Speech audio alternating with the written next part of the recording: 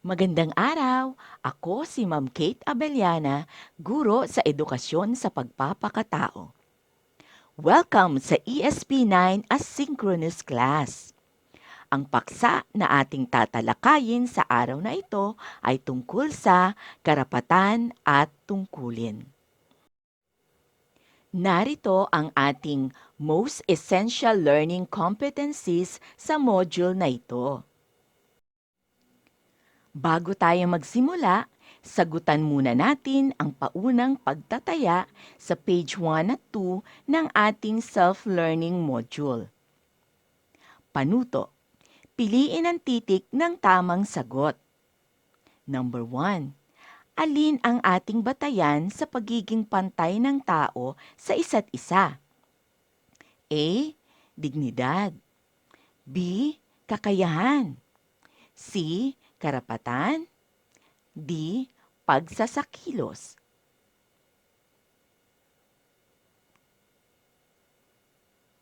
Kung ang inyong pinili ay letter C, karapatan, tama ang inyong sagot.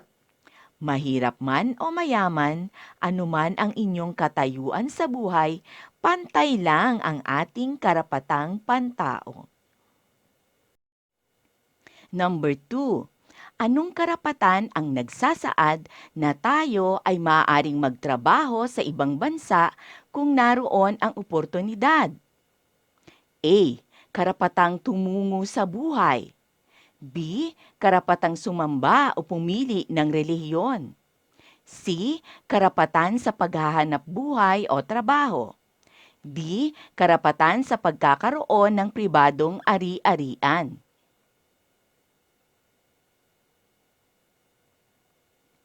Okay, ang tamang sagot ay letter C, karapatang magtrabaho o maghanap buhay. Hindi tayo mga preso sa ating bansa, kaya maaari tayong mangibang bansa upang magtrabaho. Lalo na kung may bukas na oportunidad upang maiahon ang pamilya mula sa kahirapan at maiangat ang antas ng ating pamumuhay. Siguraduhin lamang na kumpleto at legal ang ating papeles upang maprotektahan tayo kahit nasa ibang bansa. Ayon kay Santo Tomas de Aquino, ilan ang itinuturing na karapatang hindi maiaalis o inalienable rights? A. 8. B. 6. C. 3. D. 5.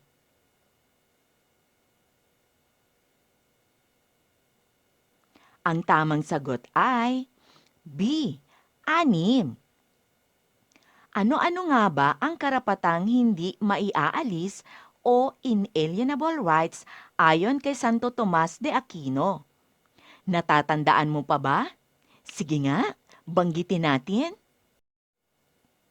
1. Karapatan sa buhay. 2. Karapatan sa pribadong ari-arian. 3. Karapatang magpakasal. 4. Karapatang pumunta sa ibang lugar. 5. Karapatang sumamba o ihayag ang pananampalataya. 6. Karapatang magtrabaho o maghanap buhay. Number 4. Aling karapatan ang tinutukoy sa nakasaad na tungkulin sa ibaba? Tungkulin ng tao ang pangalagaan at palaguin ang anumang ari-arian niya at gamitin ito sa pagtulong sa kapwa. Ano nga kayang karapatan ang tinutukoy dito? A.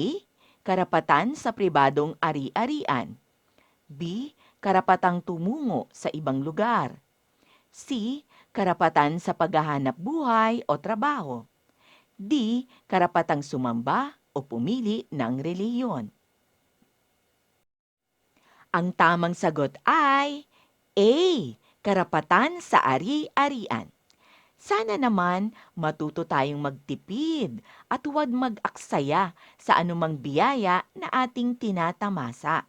Magamit sana natin ang ating ari-arian at kayamanan upang abutin at tulungan ang mga kapuspalad sa kanilang mga pangangailangan. Number 5, gabayan ng mga anak at hubugin na maging isang mabuting tao. Kasama sa pagbuo ng pamilya ang pagiging mabuting huwaran. Ano kayang karapatan ang tinutukoy dito? A. Karapatan sa buhay. B. Karapatan sa pagsamba. C. Karapatan sa pagpapakasal. D. Karapatan sa pribadong ari-arian.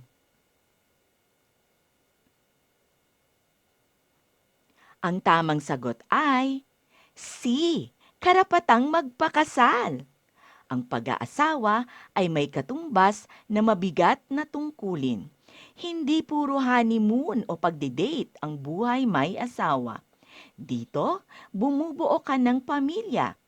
Pamilya na iyong itataguyod, hindi pababayaan, hindi pagsasawaan, at lalong hindi iiwanan.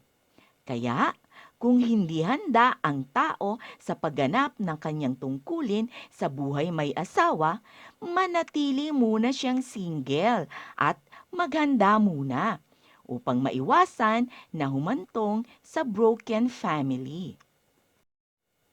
Number 6, aling karapatan ang nakapagpapaunlad sa ating kakayahan, galing at bubuo sa ating pagkatao? Karapatan sa A. Buhay. B. Pagsamba. C. Pagpapakasal. D. Pribadong ari-arian. Ang tamang sagot ay A. Buhay. Ito ang pinakamataas na karapatan dahil napakahalaga ng ating buhay. Kaya, habang buhay pa tayo, paunlarin natin ang ating sarili. Linangin ang ating talento at kakayahan. Huwag tayong maging makasarili, maging matulungin at mapagmalasakit tayo sa ating kapwa. Pagtibayin natin ang ating pananampalataya sa Diyos at gamitin natin ang ating buhay at igugol ito sa tamang paraan upang sa panahon ng pagtanda, wala tayong pagsisisihan. Number 7. Saan nagmula ang salitang karapatan na nagsasabi sa isang tao ng kanyang tungkulin para sa iba? Ito ay nagmula sa salitang A. Sapat. B. Dapat. C. Katulad. D. Karapat-dapat. Ang tamang sagot ay B. Ang karapatan ay nagmula sa salitang dapat. Number 8. May tungkulin ng tao na palaguin ang kanyang ugnayan sa kinikilalang Diyos. Anong karapatan ang tinutukoy dito? A. Karapatan sa buhay. B. Pagsamba. C. Pagpapakasal. D. Pribadong ari-arian. Madali lang, hindi ba? Ang tamang sagot ay B. Karapatan sa pagsamba. Iwasan nating pagtalunan ang relihiyon. Imbis na makaakay, maitutulak natin sila papalayo. Dapat matuto tayong rumispeto sa pananampalataya ng ating kapwa. Number 9. Aling karapatan ang itinuturing na pinakamataas na antas ng karapatan? Karapatan sa A. Buhay. B. Pagsamba. C. Pagpapakasal. D. Pribadong ari-arian. Ang tamang sagot ay A. Buhay. Pinakamataas ito dahil kapag wala ka ng buhay, wala ka ng pagkakataon na ma-enjoy ang iyong mga karapatan. Kaya, umiwas tayo sa mga iligal na gawain, sa mga masasamang impluensya, mga delikadong aktibidad at delikadong lugar upang maprotektahan ang ating buhay. Number 10. Ano ang tawag sa pagganap sa mga bagay na inaasahang magagawa o maisasakatuparan ng isang tao? A. Karapatan. B. Kakayahan. C. Tungkulin. D. Karapatan. Ang tamang sagot ay C. Tungkulin. Huwag nating takasan ang ating mga tungkulin. Maging responsableng tao tayo at maging mabuting halimbawa sa ating kapwa upang mahikayat ang iba na ikaw ay tularan. Ngayon naman ay balikan natin ang mga tinalakay na gawain sa nakaraang video lesson sa ESP9 tungkol sa karapatan at tungkulin. Matatagpuan ito sa page 2 ng ating self-learning module. Karapatan. Ang karapatan ay nagmula sa salitang dapat. Ang tao ay may karapatan na dapat tamasahin at maibigay sa kanya. Dahil karapatan niya ito, hindi ito pwedeng ipagkait sa kanya. Subalit, dapat mong maunawaan na ang karapatan ng tao ay nasasaklaw ng mga umiiral na batas. Kung ang karapatan na iyong hinihingi ay labag sa batas, hindi mo ito maaaring ipagpilitan. Halimbawa, karapatan ng tao na maghanap buhay. Subalit, ang pagtitinda ng droga upang kumita ng pera ay labag sa batas, kaya wala kang karapatang ituloy ang paglabag na ito. Huwag nating kalimutan, ang bawat karapatan ay may kaakibat na tungkulin. Ang tungkulin ay tumutukoy sa mga bagay na inaasahang magawa ng tao. Ito ay kanyang obligasyon at pananagutan. Kaya, kung may karapatan ng tao na makapaghanap buhay, tungkulin naman niya na magtrabaho ng legal at humanap ng pagkakakitaan na hindi nakakaperwisyo o hindi nakakapinsala sa kanyang sarili at sa kapwa. Kung ang bawat tao ay responsable sa pagtupad ng kanyang tungkulin, masisiguro natin na matiwasay na matatamasa ng bawat individual ang kanyang karapatan sa buhay, maiiwasan ng gulo, pang-aapi at karahasan. Mga gawain. Noong nakaraang session ay ipinaliwanag na sa inyo ang tungkol sa Gawain 1. Isusulat ninyo ang inyong karapatan. Isusulat din ninyo ang kaakibat na tungkulin ng bawat karapatan na inyong naisip. Mayroon itong 3 katanungan na dapat ninyong sagutin.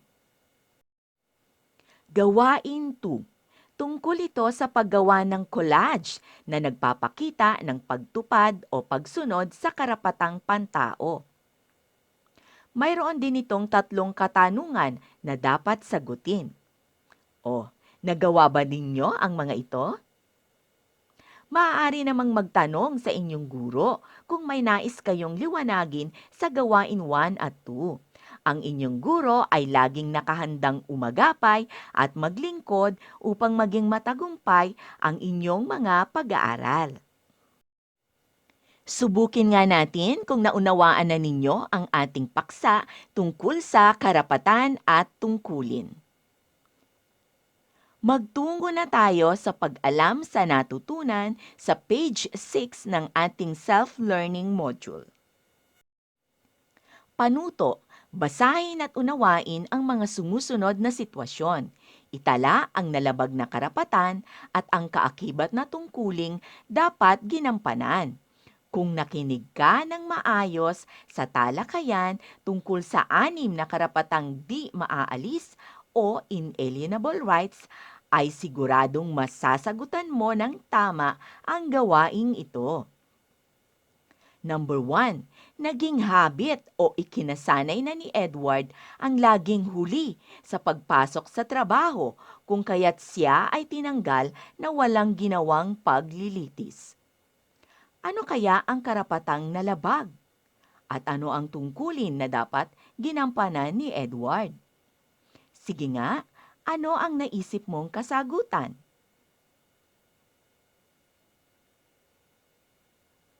Tama! Hindi nararapat ang paghatol sa tao na walang ginawang paglilitis. Paglabag ito sa karapatang pantao. Kailangang marinig ang paliwanag ng magkabilang panig upang mapatunayan kung dapat bang parusahan ang tao o hindi. Dapat ito ay dumaan sa due process. Ano naman ang tungkulin na dapat ginampanan ni Edward? Yes, ang maging mabuti at responsableng manggagawa. Kasama na rito ang pagkakaroon ng disiplina sa oras. Kaya kayo, mga mag-aaral, ngayon pa lang ay mag-practice na ng disiplina sa oras upang ang ganitong ugali ay makasanayan ninyo hanggang sa pagtatrabaho. Maging mabuting ehemplo sa ating kapwa. May bantay man o wala, gumawa tayo ng tama. O ayan, mayroon na kayong halimbawa kung paano ito sasagutan. Dahil dyan, sigurado ako na kayang-kaya na ninyong sagutin ang gawain na ito. Mayroon itong 5 item. Pagsikapan ninyong masagutan ito ha. Maging matyaga sa pag-aaral upang makasanayan ang ugaling ito at magamit sa paghahanap buhay. Number 2, mahilig magbasa ng Biblia si Cardo, pero pinipigilan siya ng kanyang mga kaibigan na gawin ito. Ano kaya ang karapatang nalabag? At ano ang tungkulin na dapat ginampanan? Naisip mo na ba ang tamang sagot? Number 3, mahilig kumain ng maalat at matabang pagkain si Mang Jose. Ngayon ay nasa ospital siya at nakaratay dahil sa sakit sa atay. Ano ang karapatang nalabag? At ano ang tungkulin na dapat ginampanan? Number 4, ang mga magulang ni Edgar ay tumutukoy sa kasal nila ng kanyang nobyang si Marlene sapagkat may ibang babaeng nais ang mga magulang ni Edgar para sa kanya. Ano kaya ang karapatang nalabag at tungkulin na dapat ginampanan? Number 5, nanalo sa loto si Aling Loleng. Ngunit paglipas ng 3 buwan ay nawaldas niya ito at ngayon siya ay naghihirap. Ano kaya ang karapatang nalabag at anong tungkulin na dapat ginampanan? O ayan, naunawaan na ba kung ano ang gagawin? Magaling! Mabilis kayong matuto at makaunawa. Mahusay! Ngayon naman ay dumako na tayo sa pagninilay. Ito ay matatagpuan sa page 8 ng ating self-learning module. Panuto. A. Magtala ng iyong mga karapatan. B. Nagampanan mo ba ang iyong tungkulin o hindi? Isulat ang sagot. C. Isulat ang naging resulta ng iyong ginawa. Halimbawa, aking karapatan, karapatang mag-aral. Tungkuling nagampanan, nagpatuloy sa pag-aaral kahit pandemya. Tungkuling hindi nagampanan, pagpasa ng gawain sa takdang oras. Baka kasi lagi kang late sa pagpasa ng output. Hindi mo tuloy nagampanan ang iyong tungkulin na mag-submit on time. Naging resulta ng nagawa. Lungkot at panghihinayang dahil hindi mo na ipamalas ang tunay na husay at galing. Maaaring naapektuhan tuloy ang iyong grades. O, naunawaan po ba? Ngayon, ikaw naman ang sasagot sa pagninilay. Ito ay tsetsekan ng iyong guro sa ESP. Galingan mo ha! Para sa huling gawain, ihanda ang sarili para sa pangwakas na pagsusulit. Nakasulat ito sa page 7 to 8 ng inyong self-learning module. Mayroon ding nakahandang Google form tungkol dito. Hintayin ang link na ibibigay ng guro. Galingan ang pagsagot ha! Basahin at unawaing mabuti ang mga tanong upang hindi malito sa mga choices. Good luck! At dito na po nagtatapos ang ating talakayan tungkol sa karapatan at tungkulin. Ako po ang inyong lingkod, Ma'am Kate Abellana, ESP teacher ng Tala High School. Hanggang sa susunod na aralin, paalam!